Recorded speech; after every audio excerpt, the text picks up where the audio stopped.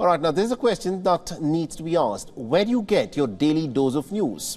Primetime television discussions, or is it the morning newspaper that is delivered at your doorstep? Or do you rely on news apps on your mobile phones?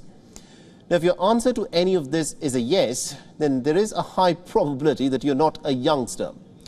Because believe it or not, according to a Reuters report, most of the young people do not rely on mainstream traditional ways of getting and consuming news. Now, increasingly, what is being reported is that youngsters are consuming their news not from journalists, but rather from these internet influencers.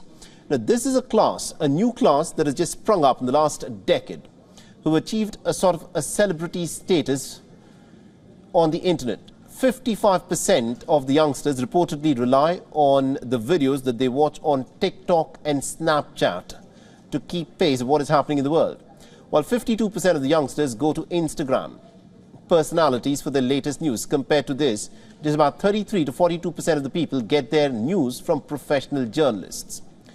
These figures are based on interviews with some nearly 94,000 people across 46 different countries. The author of this study makes a pretty interesting point, that for the young people, news is not just the traditional focus on politics and international relations, but anything that is new, that is happening in any walk of life. So they want it in a short, easy, and a fast and an easy to consume manner. Facebook remains the leading source of news amongst social networks worldwide. TikTok and YouTube are not far behind.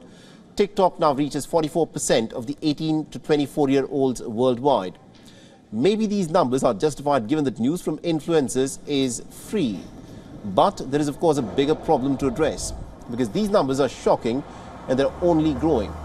Now, experts say that the credibility of mainstream journalism is under serious question. A lot of people are asking this question, whether the stuff that they watch on television, is it even true? Which is why many are now switching to influencers with the hope that they may be able to provide unbiased news. But remember, this kind of a switch also comes with its own set of issues, the biggest being the problem with citizen journalism. Citizen journalism is a huge advantage, but it also comes with a few drawbacks. The news in an ideal world should reach you after several layers of verification and fact-checking.